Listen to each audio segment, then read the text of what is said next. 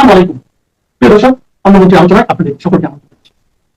বাংলাদেশের আন্তর্জাতিক অপরাধ ট্রাইব্যুনাল বা আইসিটির প্রসিকিউশন টিমের কাজ এবং বিচারিক প্রক্রিয়ার স্বচ্ছতা ও জবাবদিহিতা নিয়ে দেশে ও দেশের বাইরে ব্যাপক প্রশ্ন উঠেছে। এমনকি খোদ প্রসিকিউশন টিমের মধ্যেই এ নিয়ে অসন্তোষ বাড়ছে বলে বাংলাদেশের সংবাদ মাধ্যমের খবরে এসেছে। বর্তমান বিএনপি সরকারের শুরুতে ঢেলে সাজানোর পর অন্তর্বর্তী সরকারের আমলের প্রসিকিউশন টিম সম্পর্কে 3টি গুরুতর অভিযোগ পাওয়া গিয়েছিল। জামিন করিয়ে দেওয়ার জন্য কোটি টাকার ঘুষ কেলেঙ্কারি, ঘুষ নিয়ে অভিযুক্তকে রাজসাক্ষী বানানোর অভিযোগ ছিল অন্তর্বর্তী সরকার আমলে নিয়োগ পাওয়া 2 প্রসিকিউটরের বিরুদ্ধে। সাথে রয়েছে ট্রাইব্যুনালের সিসিটিভি ফুটেজ গায়েবের অভিযোগ। এসব অভিযোগ তদন্তে গঠিত ফ্যাক্টস ফাইন্ডিং কমিটি 20 দিনের মধ্যে তদন্ত প্রতিবেদন দেওয়ার কথা বলেছিল, কিন্তু বাস্তবতা হলো 4 মাস পরে এসেও কোনো তদন্ত রিপোর্ট পাওয়া যায়নি। শুধু তাই নয়, ঘুষের বিনিময়ে অভিযুক্তকে রাজসাক্ষী বানানোর অভিযোগ যে প্রসিকিউটরের বিরুদ্ধে, সেই গাজী মোনার হোসেন তামিম এখনো বহাল তবিয়তে আছেন। পুরাতন এই 3টি অভিযোগের সাথে নতুন আরো 2টি অভিযোগ উঠে এসেছে। একটি হলো আইসিটিতে গুম নির্যাতনের অভিযোগে সেনা কর্মকর্তাদের বিরুদ্ধে দায়ের করা মামলাগুলোতে সাক্ষী হিসেবে এমন কয়েকজনকে উপস্থাপন করা হয়েছে যারা বিভিন্ন সময় জঙ্গি হামলা মামলার আসামি ও সাজাপ্রাপ্ত। নিজস্ব অনুসন্ধানে এমন কমপক্ষে 4 জন সাক্ষীর হদিস আমরা পেয়েছি। এসব মামলায় গুম কমিশনের যে প্রাথমিক প্রতিবেদনের ভিত্তিতে মামলাগুলোর চার্জশিট দাখিল করা হয়েছে তা নিয়েও প্রশ্ন তুলেছেন আসামি পক্ষের আইনজীবীরা। এ নিয়ে হাইকোর্টে দায়ের হওয়া একটি রিটের শুনানি চলছে। সবশেষ অভিযোগটি করেছে আন্তর্জাতিক মানবাধিকার সংস্থা হিউম্যান রাইটস ওয়াচ বা HRW। সংস্থাটি তাদের পর্যবেক্ষণে বলছে, এই ট্রাইব্যুনালের তদন্ত কর্মকর্তারা একাধিক মামলায় সাক্ষীদের কপি পেস্ট জবানবন্দি জমা দিয়েছেন এবং তার ভিত্তিতে চলছে বিচার কাজ। এসব অভিযোগের কারণে আন্তর্জাতিক মানবাধিকার সংস্থা ও দেশীয় আইনজীবীরা অভিযোগ করেছেন, বাংলাদেশের আইসিটি আন্তর্জাতিক আইনি মানদণ্ড সমুন্নত রাখতে ব্যর্থ হচ্ছে এবং রাজনৈতিক প্রতিপক্ষকে মিথ্যা অভিযোগে কারাবন্দী করে রাখছে। বিস্তারিত জানতে চলুন যাওয়া যাক বিশ্লেষণ।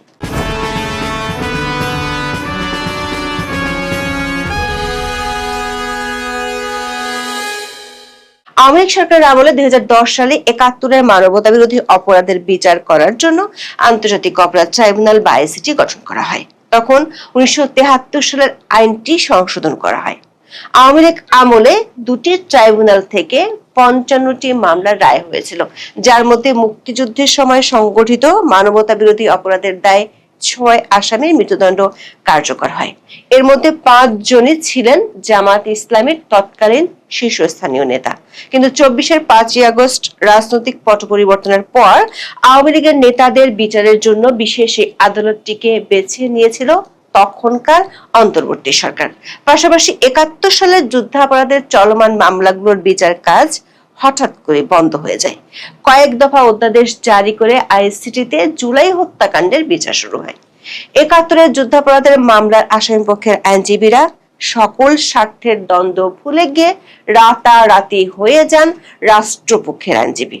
ফেব্রুয়ারিতে ত্রয়োদশ জাতীয় সংসদ নির্বাচনের মাধ্যমে ক্ষমতার পালাবদল হলে আইসিটির প্রসিকিউশন টিমে পরিবর্তন আসে। 23শে ফেব্রুয়ারি চিফ প্রসিকিউটরের পদ থেকে এক সময়কার জামায়াত ইসলামী নেতাদের আইনজীবী তাজুল ইসলামকে সরিয়ে দেওয়া হয়। তার জায়গায় নিয়োগ পান আমিনুল ইসলাম। তিনি দায়িত্ব নেওয়ার পর থেকে অন্তর্বর্তী সরকার আমলে দায়িত্ব পাওয়া একাধিক প্রসিকিউটরের বিরুদ্ধে অভিযোগ আসতে শুরু করে। এর মধ্যে সবচেয়ে বড় অভিযোগটি হলো জামিনে মুক্ত করা হবে এমন আশ্বাস দিয়ে এক আসামি স্বজনের কাছ থেকে কোটি টাকা চাওয়া। জুলাই আন্দোলনের সময় সংগঠিত মানবতা বিরোধী অপরাধের একটি মামলায় গ্রেপ্তার হওয়া সাবেক সংসদ সদস্য ABM ফজলে করিম চৌধুরীকে জামিনে মুক্ত করা হবে এমন আশ্বাস দিয়ে তার পরিবারের কাছে 1 কোটি টাকা চান তৎকালীন প্রসিকিউটর মোহাম্মদ সাইমুম রেজা তালুকদার। প্রথম আলো ও নেত্র নিউজে এ বিষয়ে গত 10ই মার্চ যৌথ অনুসন্ধানী প্রতিবেদন প্রকাশ করে। সেদিনে চিফ প্রসিকিউটরের কার্যালয় ঘটনাটি তদন্তে 5 সদস্যের ফ্যাক্টস ফাইন্ডিং কমিটি গঠন করে, কিন্তু ফ্যাক্টস ফাইন্ডিং কমিটি 4.5 মাসেও প্রতিবেদন দিতে পারেনি। গত 21শে এপ্রিল দৈনিক প্রথম আলোতে প্রকাশিত এক প্রতিবেদনে বলা হয়, এই 1 কোটি টাকা চাওয়ার কথোপকথনের ভিডিও জেনুইন বলে নিশ্চিত হয়েছিল আন্তর্জাতিক অপরাধ ট্রাইব্যুনালের চিফ প্রসিকিউটরের কার্যালয়ে গঠিত তথ্যানুসন্ধান কমিটি। গত 13 জুন প্রথম আলোর ফলো আপ প্রতিবেদনে বলা হয়, কল রেকর্ড জেনুইন বলে স্বীকার করার পরও ট্রাইব্যুনালের ফ্যাক্টস ফাইন্ডিং কমিটি 3 মাসেও রিপোর্ট দেয়নি। এর মধ্যে আরো 1.5 মাস পার হয়ে গেলেও অবস্থা একই আছে। প্রথম আলো ওই প্রতিবেদনে বলা হয়েছে, কেন প্রতিবেদন দিতে দেরি হচ্ছে সে সম্পর্কে আন্তর্জাতিক অপরাধ ট্রাইব্যুনালের চিফ প্রসিকিউটরের কার্যালয় বলছে, পারপাসলি বা উদ্দেশ্যপূর্ণভাবে নয়, বিভিন্ন পরিস্থিতির কারণে প্রতিবেদন দিতে পারেনি কমিটি। জামিন করিয়ে দেওয়ার জন্য কোটি টাকা চাওয়ার অডিও রেকর্ড ফাঁস হওয়ার পর সাইমুম রেজা তালুকদারকে মামলাটি থেকে সরিয়ে দিয়েছিলেন ট্রাইব্যুনালের তৎকালীন চিফ প্রসিকিউটর মোহাম্মদ তাজুল ইসলাম। তবে সাইমুমের বিরুদ্ধে আর কোনো ব্যবস্থা নেননি তিনি। ট্রাইব্যুনালের অন্যান্য দায়িত্ব থেকেও সাইমুমকে সরানো হয়নি। এরপর 9 মার্চ প্রসিকিউটর পদ থেকে পদত্যাগ করেন সাইমুম। হিউম্যান রাইটস ওয়াচ এক বিজ্ঞপ্তিতে বলেছে, ট্রাইব্যুনালের প্রসিকিউশনের এই টিম 4 মাসের তদন্ত শেষ করতে না পারলেও ফজলে করিম চৌধুরীর বিরুদ্ধে দায়ের হওয়া মামলাটির অভিযোগ গঠনের কাজ চালিয়ে গেছেন এবং আগামী 6 আগস্ট বিচার শুরু হতে যাচ্ছে। তাজুল ইসলামের অধীন আইসিটি প্রসিকিউশন টিমের বিরুদ্ধে ওঠা দ্বিতীয় অভিযোগটিও ছিল ঘুষের। গত 24শে ফেব্রুয়ারি দৈনিক প্রথম আলোর খবরের শিরোনাম ছিল, বিদায়ের দিনে দুর্নীতির অভিযোগ এক প্রসিকিউটরের, তাজুল বললেন মিথ্যা। এই অভিযোগটি করেছিলেন ট্রাইব্যুনালেরই আরেক প্রসিকিউটর BM সুলতান মাহমুদ। গত 23শে ফেব্রুয়ারি তিনি ফেসবুক পোস্টে অভিযোগ করেন, আশুলিয়ার 7 জনকে হত্যা ও 5টি মরদেহ পোড়ানোর অভিযোগে মানবতা বিরোধী অপরাধের মামলার আসামি পুলিশের সাবেক উপপরিদর্শক শেখ আফজলুল হকের স্ত্রী এক সন্ধ্যায় ভারী ব্যাগ নিয়ে প্রসিকিউটর তামিমের কক্ষে প্রবেশ করেছিলেন। তার দাবি, বিষয়টি তখনকার চিফ প্রসিকিউটর তাজুল ইসলামকে জানানো হলো, কোনো ব্যবস্থা নেওয়া হয়নি। সুলতান মাহমুদের অভিযোগ অনুযায়ী তামিম পরে সবার সামনে স্বীকার করেছিলেন আফজলের স্ত্রী তার কক্ষে প্রবেশ করেছিলেন। পরবর্তীতে আফজলকে রাজসাক্ষী করা হয় এবং চূড়ান্ত রায়ে তাকে ক্ষমা করে আদালত। একই পোস্টে সুলতান মাহমুদ অভিযোগ করেন, চিফ প্রসিকিউটরের চেয়ারকে টাকা বাড়ানোর মেশিন বানিয়েছিলেন তাজুল ইসলাম। তিনি অর্থের বিনিময়ে রাজসাক্ষী বানিয়ে আসামিকে ছাড় দিয়েছেন। অবশ্য প্রসিকিউটর গাজী তামিম এবং সাবেক চিফ প্রসিকিউটর তাজুল ইসলাম শুরু থেকে অভিযোগ অস্বীকার করে আসছেন। গত 24শে জুলাই টাইমস অফ বাংলাদেশে প্রকাশিত প্রতিবেদনে বলা হয়, গত 4 মাস ধরে অভিযোগের মুখে থাকা আন্তর্জাতিক অপরাধ ট্রাইব্যুনালের প্রসিকিউটর গাজী মোনার হোসেন তামিম প্রসিকিউশন টিমে বহাল তবিয়তে দায়িত্ব পালন করে যাচ্ছেন। অবশ্য চিফ প্রসিকিউটর মোহাম্মদ আমিনুল ইসলাম বলেছেন, কমিটির কার্যক্রম চলছে, তদন্ত শেষ হয়নি, শিগগিরই প্রতিবেদন দাখিল করা হবে। কিন্তু যার বিরুদ্ধে সবচেয়ে বেশি অভিযোগ, তিনি কিভাবে এখনো বহাল তবিয়তে আছেন তার কোনো জবাব মেলেনি। টাইমস অফ বাংলাদেশের প্রতিবেদনটিতে দাবি করা হয়েছে, তদন্তের অগ্রগতি নিয়ে প্রসিকিউশনের ভেতরেই প্রশ্ন রয়েছে। একাধিক প্রসিকিউটরের দাবি, অভিযোগের গুরুত্বপূর্ণ দিকগুলো এখনো যাচাই করা হয়নি। একজন প্রসিকিউটর প্রশ্ন তুলেছেন, তদন্ত কমিটি আদৌ আফজলের স্ত্রীর মোবাইল ফোন নম্বর সংগ্রহ করেছে কিনা বা তাকে জিজ্ঞাসাবাদ করেছে কিনা। তার মতে তামিমের মোবাইল ফোন জব্দ করা উচিত ছিল, কিন্তু তা করা হয়নি। টাইমস অফ বাংলাদেশের খবরে বলা হয়েছে, তদন্তের ধীর গতি এবং অভিযোগের নিষ্পত্তি না হওয়ায় প্রসিকিউশন টিমের ভিতরে অসন্তোষ তৈরি হয়েছে। এ নিয়ে ক্ষোভে কোনো প্রসিকিউটর পদত্যাগের কথাও ভাবছেন বলে একাধিক সূত্র জানিয়েছে। প্রসিকিউশন সূত্রের দাবি, তথ্য প্রযুক্তি বিশেষজ্ঞ বিশেষ তদন্ত কর্মকর্তা প্রসিকিউটর তানভীর হাসান জোহা মামলার তদন্তে ভিডিও ফুটেজ বিশ্লেষণ করে ঘটনাস্থলে আফজলের উপস্থিতি শনাক্ত করেছিলেন এবং তার মোবাইল ফোনের ইলেকট্রনিক ভৌগোলিক অবস্থান সম্পর্কেও মতামত দিয়েছিলেন। কিন্তু আফজলকে রাজসাক্ষী করার সিদ্ধান্তে তার মতামত নেওয়া হয়নি। তাজুল ইসলামের নেতৃত্বাধীন আইসিটির প্রসিকিউশন টিমের বিরুদ্ধে সবশেষ অভিযোগটি ছিল সিসিটিভির ফুটেজ থাকা একটি হার্ড ড্রাইভ পরিবর্তন করা। গাজী তামিমের বিরুদ্ধে ওঠা অভিযোগ তদন্ত করতে গিয়ে জানা যায় কয়েক সপ্তাহ পরই ট্রাইব্যুনালের একটি হার্ড ড্রাইভ বদলে ফেলা হয়েছে, যেখানে ঘটনার দিনে তামিমের অফিসের বাইরের সিসিটিভি ফুটেজ থাকার কথা ছিল। গত 31শে মার্চ ডেইলি স্টার প্রকাশিত প্রতিবেদনে বলা হয়েছে, আইসিটি প্রসিকিউটর ও বিশেষ তদন্ত কর্মকর্তা তানভীর হাসান জোহা সম্প্রতি সিস্টেম লক পরীক্ষা করতে গিয়ে দেখেন ট্রাইব্যুনালের প্রবেশপথ ও তামিমের অফিসের বাইরের করিডোরের ফুটেজ ধারণ করা হার্ড ড্রাইভটি আগেই বদলে ফেলা হয়েছে। চিফ প্রসিকিউটর আমিনুল ইসলাম তদন্ত কর্মকর্তা জোহাকে সংশ্লিষ্ট ফুটেজ উদ্ধারের নির্দেশ দেওয়ার পর বিষয়টি সামনে আসে। রেজিস্ট্রার রেকর্ড অনুযায়ী রেকর্ডের হার্ড ড্রাইভটি ক্ষতিগ্রস্ত বা হ্যাকড হওয়ার খবর পাওয়া যায় এবং সরকারি নির্দেশনায় 2025 সালের 13ই অক্টোবর বদলে ফেলা হয়। হার্ড ড্রাইভ বদলানোর বিষয়ে জানতে চাইলে চিফ প্রসিকিউটর আমিনুল ইসলাম তখন ডেইলি স্টারকে বলেছিলেন সবকিছু তদন্ত করা হবে, কিন্তু ট্রাইব্যুনালের একাধিক সূত্র বলছে শুরুতে 20 দিনের মধ্যে এই রিপোর্ট দেওয়ার কথা থাকলেও অজ্ঞাত কারণে বিষয়টি পুরোপুরি হিমাগারে পাঠিয়ে দেওয়া হয়েছে। দর্শক, পুরাতন এই 3টি অভিযোগ যেগুলোর তদন্ত গত 4 মাস ধরে অজ্ঞাত কারণে ঝুলে আছে, তার সাথে যোগ হয়েছে নতুন 2টি গুরুতর অভিযোগ। আইসিটিতে জুলাই হত্যাকাণ্ডের বিচারের পাশাপাশি আওয়ামী লীগ আমলে সংগঠিত গুম আর নির্যাতনের অভিযোগগুলোরও বিচার চলছে। এই অভিযোগে র্যাব ও ডিজিএফআই এর বর্তমান ও সাবেক বেশ কয়েকজন সেনা কর্মকর্তা সাবজেলে আছেন। চলমান গুমের মামলায় যারা অভিযোগ এনেছেন তাদের ব্যাকগ্রাউন্ড চেক করে বিস্ময়কর তথ্য পাওয়া গেছে। 2016 সালে হলি আর্টিজান আর শোলাকিয়াতে ভয়াবহ জঙ্গি হামলার পর দেশের নিরাপত্তা যখন চরম হুমকিতে ছিল, তখন সরকারের নির্দেশে র্যাব, বিজিবি, পুলিশ ও গোয়েন্দা সংস্থা দেশ জুড়ে জঙ্গি বিরোধী জোরালো অভিযান পরিচালনা করে। এসব অভিযানে ধরা পড়া অনেকেই এখন আইসিটিতে গুমের মামলার সাক্ষী। অথচ আন্তর্জাতিক আইনে বলা আছে ভিকটিমদের অবশ্যই সাধারণ নিরপরাধ নাগরিক হতে হবে, কিন্তু এই মামলার অভিযোগকারীদের অনেকেই বাংলাদেশের প্রচলিত আদালতে জঙ্গি ও নাশকতার মামলার আসামি। ইতিমধ্যে আইসিটিতে সাক্ষ্য দিয়েছেন এমন 4 জনের প্রোফাইল আমরা অনুসন্ধান করে দেখেছি। সাক্ষীদের নিরাপত্তার স্বার্থে আমরা নাম প্রকাশ করছি না। আমাদের হাতে তাদের ওই সময়কার ছবি এবং মামলার নথিপত্র থাকলেও প্রকাশ করছি না। এদের মধ্যে একজনকে 2016 সালের 8 ডিসেম্বর চট্টগ্রাম থেকে র্যাব গ্রেপ্তার করেছিল।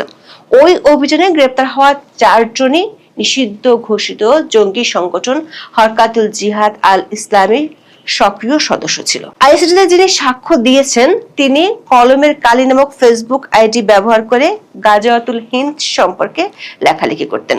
তার সাথে গ্রেপ্তার হওয়া আরেক আসামি 2015 সালে মালয়েশিয়া গেলে দেশের এয়ারপোর্ট থেকে বাংলাদেশে ফেরত পাঠানো হয় জঙ্গি তৎপরতায় জড়িত থাকার অভিযোগে। এই ব্যক্তিও আইসিটিতে ডিজিএফআই অফিসারদের বিরুদ্ধে দায়েরকৃত একটি মামলার সাক্ষী হিসেবে আদালতে সাক্ষ্য দিয়েছেন।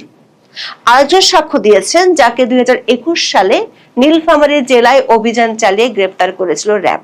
ওই অভিযানে গ্রেপ্তার হওয়া 3 জনের কাছে বোমা ও বোমা তৈরির সরঞ্জাম উদ্ধার করা হয়েছিল।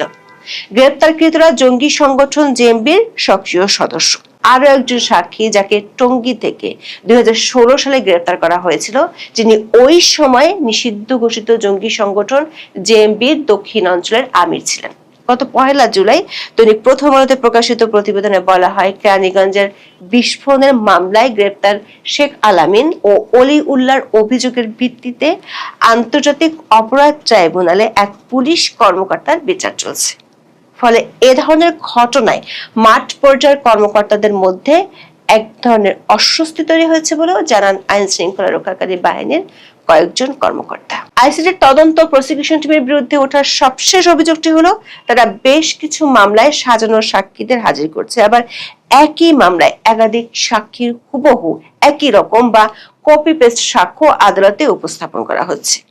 সাবেক মেজর জেনারেল জিয়াউল হাসানের বিরুদ্ধে বিচারাধীন একটি মামলায় অবসরপ্রাপ্ত এক মেজরকে সাক্ষী হিসেবে আদালতে উপস্থাপন করা হয়েছে, যিনি 2011 সালে র্যাব 3-এ মাত্র 6 দিন কর্মরত ছিলেন। মামলার নথিপত্রে দাবি করা হয়েছে বর্ণিত ক্রসফায়ারের ঘটনাটি সংঘটিত হয়েছিল র্যাব 3-এর অধীনে।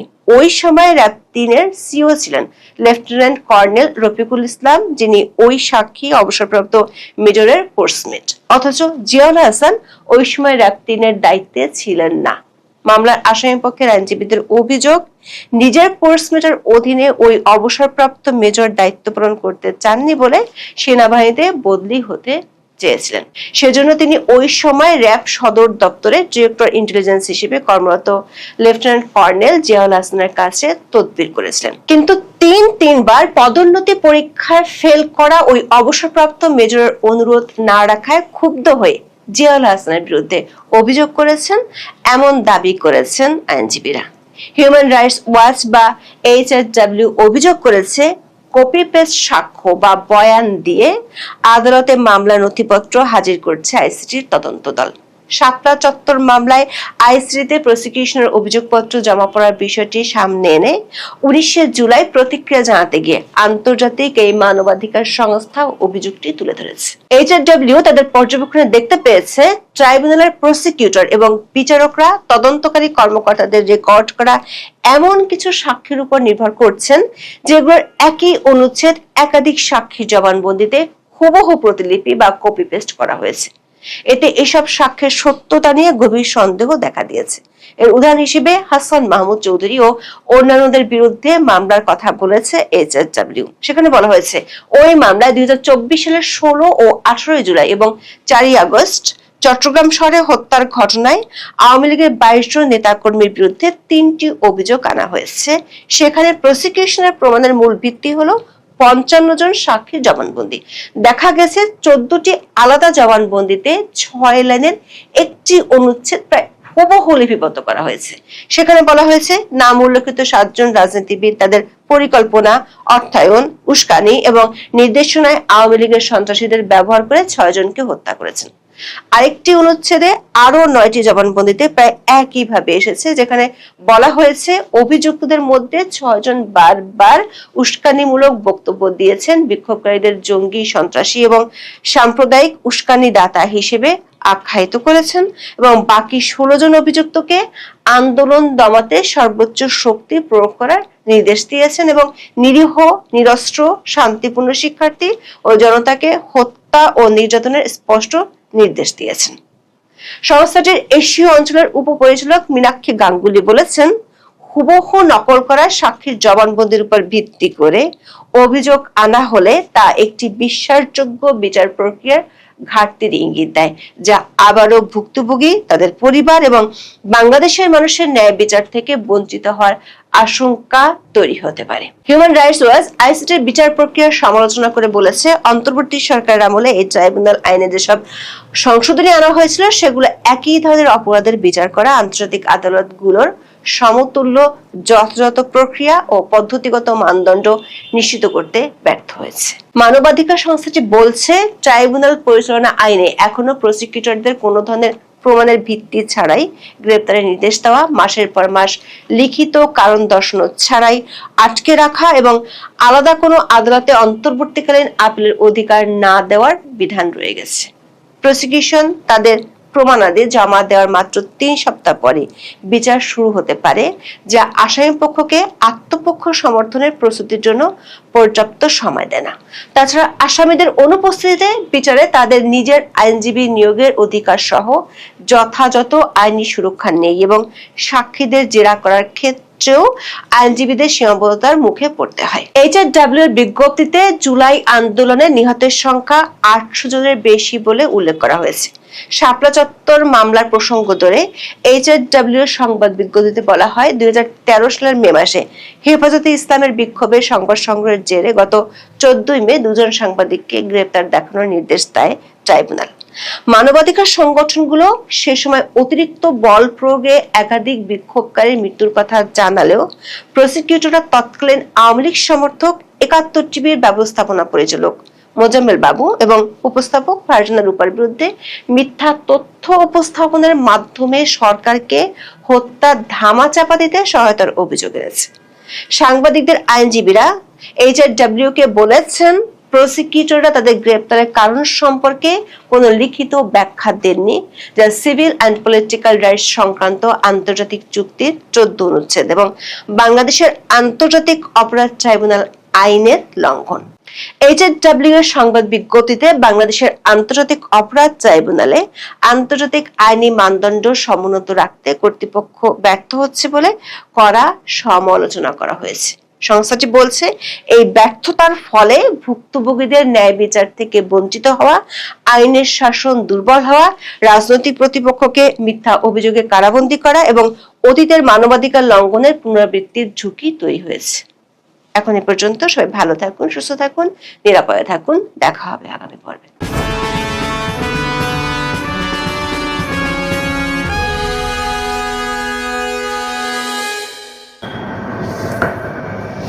নমস্কার, ক্যালকাটা ডায়ালগস থেকে মনোজ দাস বলছি।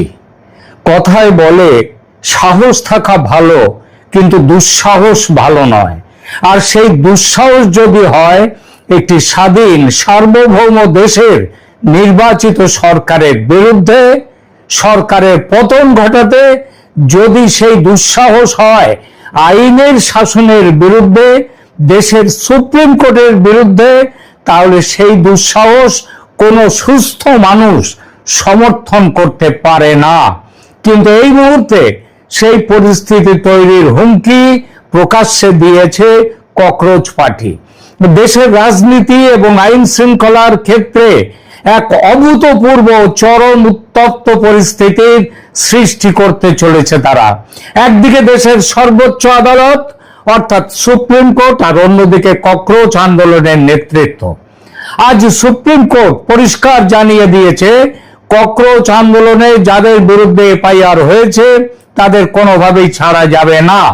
আইন নিজের পথে চলবে এবং আইন অনুযায়ী বিচার হবে। কিন্তু এরপরেই ককরোচ পার্টির প্রধান মুখপাত্র সৌরভ দাস যা বললেন তা শুনে পুরো দেশ স্তব্ধ। সৌরভ দাস স্পষ্ট জানিয়ে দিলেন তারা সুপ্রিম কোর্টের এই নির্দেশ মানবেন না। শুধু তাই নয়, আজ রাত 12টা পর্যন্ত সরকারকে ডেডলাইন দিয়েছেন তারা। আদালতের রায় অমান্য করে এই ধরনের আলটিমেটাম দেয়া, এটাকে এমনি চলে যাবে? এটাকে এমনি মেনে নেওয়া হবে? এর আইনি ও রাজনৈতিক পরিণতি কি হতে পারে? আজ রাত 12টার পর ঠিক কি ঘটতে চলেছে বিস্তারিত জানতে ভিডিওটি শেষ পর্যন্ত দেখুন। ঘটনাটি বিশদে বুঝতে হলে আমাদের একটু পেছনে তাকাতে হবে। দীর্ঘদিন ধরে চলা এই ককরোচ আন্দোলন নিয়ে রাজ্য তথা দেশ জুড়ে চরম অস্থিতিশীল পরিবেশ তৈরি হয়েছিল। আন্দোলনের সময় একাধিক হিংসাত্মক ঘটনা, ভাঙচুর এবং আইন ভঙ্গের অভিযোগ ওঠে, যার পরিপ্রেক্ষিতে পুলিশের তরফে একাধিক এফআইআর দায়ের করা হয়। হিংসার আশ্রয় নেয়া, সরকারি সম্পত্তি ধ্বংস করেছে যেসব আন্দোলনকারী তাদের বিরুদ্ধে। পুলিশ সিসিটিভির ফুটেজ দেখে ফেস রিকগনিশনের উন্নত প্রযুক্তির সাহায্যে শুধু দিল্লিতেই 2000-এর বেশি আন্দোলনকারীকে চিহ্নিত করেছে। তাদের জিজ্ঞাসাবাদ করছে, ধরপাকড় জারি। ককরোচ পার্টি এর বিরোধী। তাদের দাবি এই সমস্ত এফআইআর রাজনৈতিক উদ্দেশ্য প্রণোদিত এবং আন্দোলনের সঙ্গে যুক্ত সমস্ত ধৃতদের অবিলম্বে রাজনৈতিক বন্দী হিসেবে মুক্তি দিতে হবে। মামলাটি গড়িয়েছে দেশের সর্বোচ্চ আদালত সুপ্রিম কোর্টে। আজ সেই মামলার শুনানিতে প্রধান বিচারপতির বেঞ্চ অত্যন্ত কঠোর মনোভাব দেখিয়েছেন। আদালত স্পষ্ট ভাষায় বলেছে, আইনের ঊর্ধ্বে কেউ নয়। আন্দোলনে যুক্ত থেকে যারা আইন শৃঙ্খলা ভঙ্গ করেছে এবং যাদের বিরুদ্ধে নির্দিষ্ট ধারায় এফআইআর রয়েছে তাদের মুক্তি দেওয়ার কোনো প্রশ্নই ওঠে না।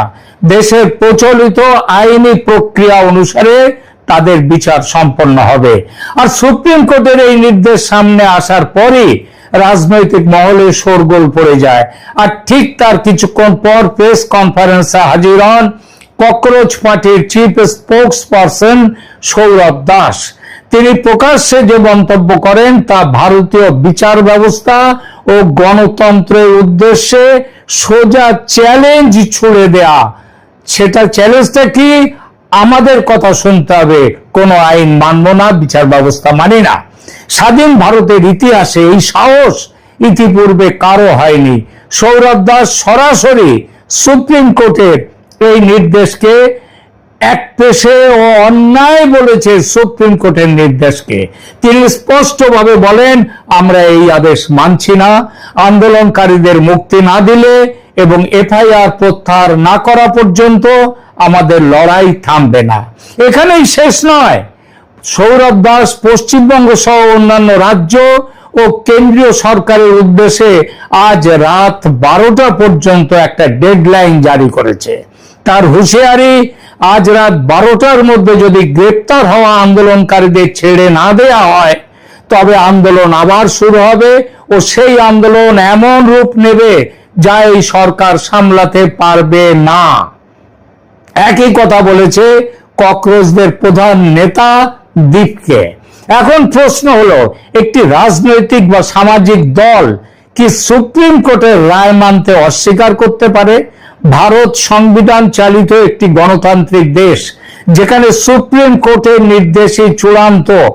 দেশের কোন নাগরিক বা সংস্থা সুপ্রিম কোর্টের আদেশ অমান্য করলে তা সরাসরি আদালত অবমাননা বা কন্টেম্পট অফ কোর্ট হিসেবে বিবেচিত হয়।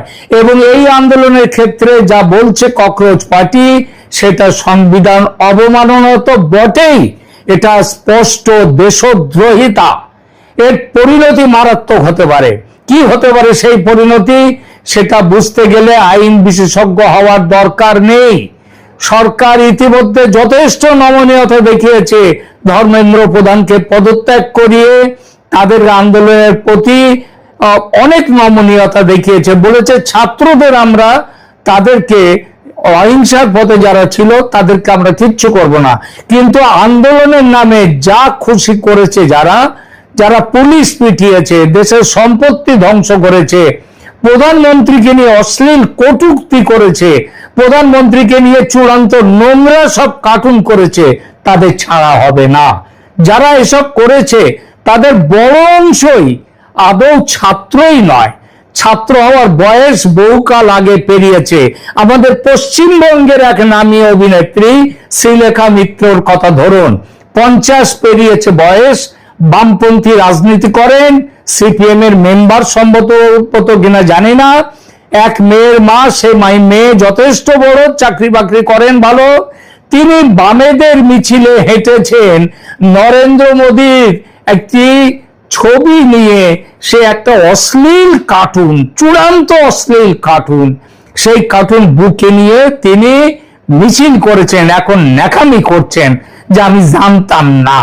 এই মহিলা এবং এরই মতো কাণ্ড যারা করেছে তাদের বিরুদ্ধে ব্যবস্থা নেওয়া যাবে না? সরকার বলেছিল নিরপরাধ ছাত্রদের বিরুদ্ধে ব্যবস্থা নেওয়া যাবে না, কিন্তু ছাত্র নয়, যারা দুষ্কর্ম করেছে তাদের ছেড়ে দেওয়া হবে? এটা কি মামার বাড়ি? তাহলে আজ রাত 12টার পর ঠিক কি হতে পারে?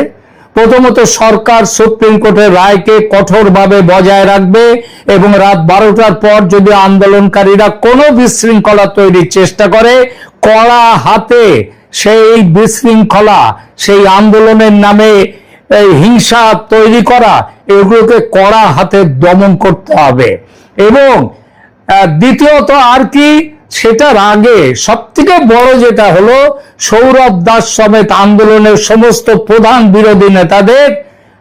নেতাদের দেশ বিরোধী কাজের জন্য আইন শৃঙ্খলা বিঘ্নিত করার অভিযোগে দ্রুত গ্রেপ্তার করা হতে পারে ও করতে হবে ন্যাশনাল সিকিউরিটি অ্যাক্টে।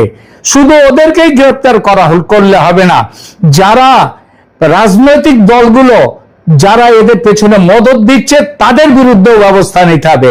আজকে যেমন একটি মদতের কথা বলি, রাহুল গান্ধী তিনি আজকে বলেছেন পার্লামেন্টে দাঁড়িয়ে, তিনি বলেছেন অমিত শাহ নাকি পেলেট গান, বন্দুক ছোড়ার নির্দেশ দিয়েছে। অমিত শাহ দিয়েছে, স্বরাষ্ট্রমন্ত্রী নির্দেশ দিয়েছেন। এত বড় মিথ্যে কথা বলার কারণটাই হচ্ছে তারা এই আন্দোলনকে সাপোর্ট দিচ্ছে যাতে এই সরকারকে ভেঙে ফেলা যায়, পতন ঘটানো যায়। সুপ্রিম কোর্টের নির্দেশ বনাম ককরোচ পার্টির ডেডলাইন, এই দ্বন্দ্বে শেষ পর্যন্ত অবশ্যই জয় হবে সরকারের, আইন ও সংবিধানের। আন্দোলন যারা করছে তারা প্রতি মুহূর্তে গোলপোস্ট পাল্টাবে, পাল্টাচ্ছেও। আজ রাত 12টার পর পরিস্থিতি কোন দিকে মোড় নেয় সেদিকে আমাদের নজর থাকবে প্রতি মুহূর্তে। তবে আমাদের মনে রাখতে হবে, ভারত আমাদের স্বাধীন সার্বভৌম দেশ, বিদেশের চক্রান্তকারীদের কাছে আত্মসমর্পণ করে ষড়যন্ত্র করে যেভাবে নেপাল, শ্রীলঙ্কা, বাংলাদেশে যা ঘটেছে, ভারতে সেটা ঘটতে পারে না। আমি এর আগের ভিডিওতে বলেছি, হবে না, কারণ এখানকার সেনাবাহিনী অন্য ধাতু। সুতরাং এটা কখনো হবেই না। কিন্তু যে রক্তপাতের ভয় করা হচ্ছিল, সেই রক্তপাত যদি হয়, যাতে না হয় সেটা, তার জন্য সমস্ত এই ককরোচ নেতাদের, এই আরশোলাদের, এদেরকে ধরে নিয়ে ন্যাশনাল সিকিউরিটি অ্যাক্টে ফেলে দাও। প্রিয় দর্শক, আপনি কি মনে করেন? আপনি কি আমাদের এই কথার সঙ্গে আপনি কি সহমত? আপনার মতামত কমেন্ট করে জানান। আর আমাদের এই চ্যানেলটিকে লাইক, শেয়ার এবং সাবস্ক্রাইব করে বেল আইকনটি প্রেস করে রাখুন। দেখা হবে পরের ভিডিওতে। ধন্যবাদ।